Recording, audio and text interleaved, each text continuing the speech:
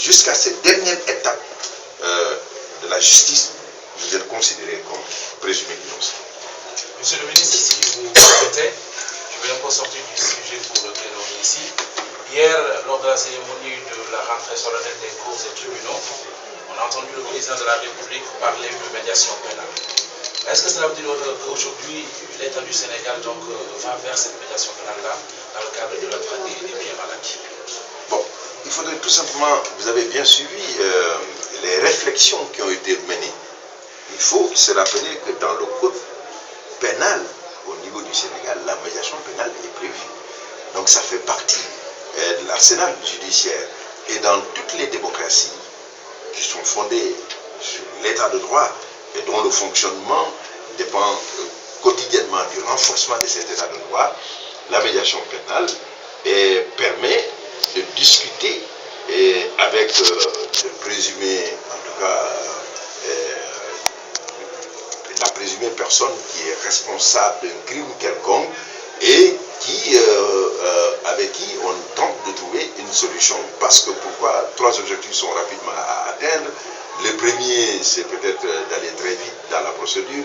Le deuxième, c'est de ne pas engorger les tribunaux. Le troisième, c'est de recouvrer rapidement parce que quelqu'un qui collabore peut immédiatement remettre les biens pour lesquels il est prêt donc à négocier avec l'État.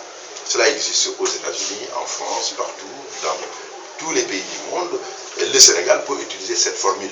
Mais ce qui est important, c'est qu'aujourd'hui, nous sommes dans le cadre d'une procédure que vous ne nommez pas.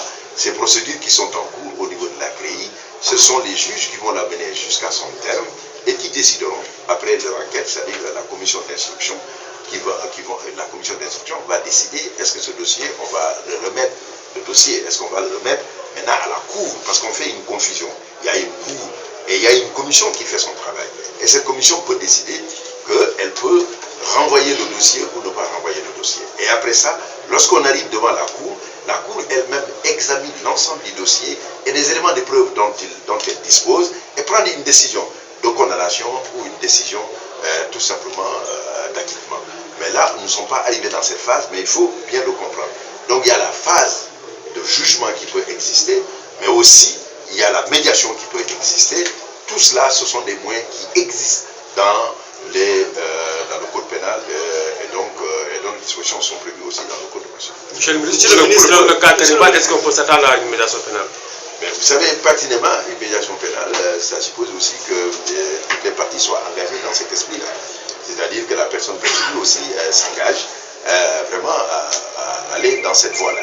Mais ce qui est certain, pour le moment, la procédure qui est en cours, c'est une procédure d'instruction.